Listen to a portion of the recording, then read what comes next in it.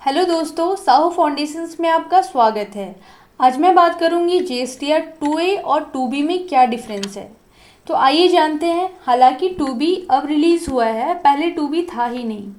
2A से ही हम जितने भी आईटीसी का मिलान करते थे।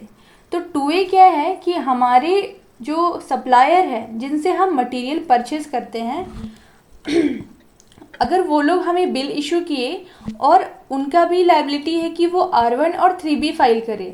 वो जब R1 फाइल करते हैं तो हमें अपने पोर्टल पे 2A में दिख जाता है कि हाँ, हमारे सप्लायर ने R1 फाइल कर दिया है जिस पर हम उस मटेरियल पे इतना टैक्स पे किए हैं, और वो टैक्स वहाँ दिखने लगता है और उस बेसिस पे हम उस टैक्स का इनपुट ले लेते हैं। पर होता क्या है 2A में कि अगर किसी ने अब हमारे सप्लायर ने जस्ट अपलोड किया है, उसको रिटर्न फाइल नहीं किया, तभी भी हमारे 2A में वो डेटा रिफ्लेक्ट करेगा। इससे होगा क्या कि हमें तो लगेगा कि हमारे सप्लायर ने रिटर्न फाइल कर दिया है, तभी यहाँ पे दिख रहा है। हालांकि वहाँ स्टेटस लिखा रहता है यस या नो। अगर कॉम्प्लियंसेस कंप्लीट है मीन्स R1 फाइल है तो यस, और कॉम्प्लियंसेस फाइल नहीं है तो नो लिखा रहता है। तो उस बेसिस पे हम अज्यूम कर लेते हैं कि वो टाइम से फाइल कर देंगे और उस बिहाफ में हम आईटीसी क्लेम कर लेते हैं। होता क्या है कि अगर किसी वजह से उन्होंने फाइल नहीं किया और हमने क्लेम ले लिया और वो बाद में आगे जाके बहुत बड़ी मुसीबत खड़ा कर देता है। हमारे पोर्टल पे आईटीसी मिसमैच हो जाता है, जितना हमें क्लेम मिलता है उससे ज़्यादा हम ले रखे होते हैं, क्योंकि हमारे सप्लायर टाइम से रिटर्न नहीं फाइल किए होते हैं। तो इस केस में हमें नोटिस आने की चांसेस बहुत ज़्यादा होती है और अभी हो भी रही है।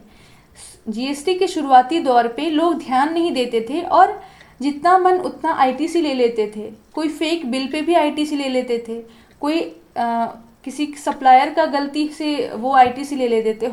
होता यही था कि अब नोटिस का दौर आ गया है, एक के बाद एक नोटिस आ रहे हैं आईटीसी मिसमैच के लिए। लोगों को अवेयर रहना बहुत ज़रूरी है। रिटर्न सभी फाइल कर सकते हैं, दैट डजेंट मीन कि लोग किसी तरह भी रिटर्न फाइल कर दे, क्योंकि प्रॉब्लम तब आती है जब नोटिस आते हैं। तो मैं आपको ये अवेयर करना चाहती हूँ कि 2B इसलिए आया है क्योंकि 2A में अगर रिटर्न अपलोड होगा हमारे सप्लायर के थ्रू तो वो तो दिखेगा ही, लेकिन 2B जब फाइल कर देंगे हमारे सप्लायर तो वो डेटा 2B में आके रिफ्लेक्ट होगा।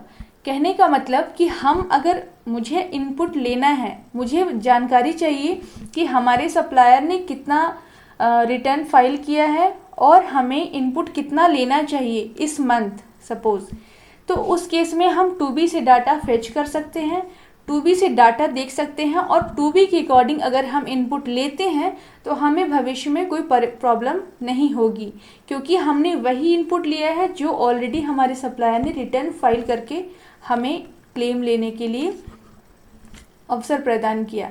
तो उस केस में हम 2B के अकॉर्डिंग इनपुट ले तो हम सुरक्षित रहेंगे, लेकिन 2A पे कोई भरोसा किया नहीं जा सकता। और यही डिफरेंस है 2A और 2B में।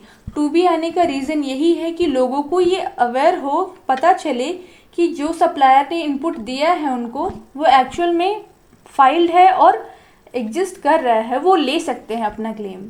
तो ये रहा 2A और 2B में डिफरेंस। अगर आपको कोई कन्फ्यूज़न है तो आप बेशक मुझसे पूछ सकते हैं कमेंट बॉक्स में, और इसी तरह के नॉलेजेबल वीडियो पाने के लिए आप इस चैनल पे दोबारा आइए। तब तक के लिए धन्यवाद।